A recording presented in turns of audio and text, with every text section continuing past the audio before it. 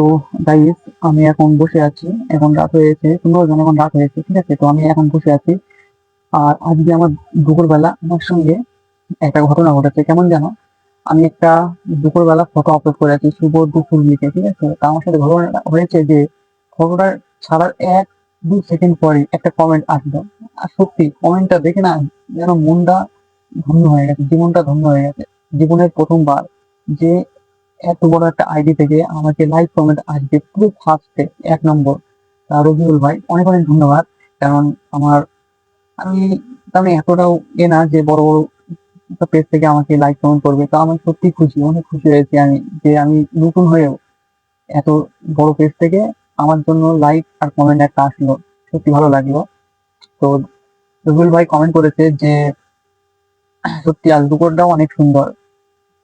হ্যাঁ, আমি জানতাম না যে এরকম কমেন্ট পাবো, তো সত্যি অনেক ভালো লাগছে। তো এই ভিডিওটা ছোট থেকে দেখছো, অবশ্যই কমেন্ট করবা। আর যারা ভিডিওটা দেখছো সবাই ভালো থাকবা। ধন্যবাদ।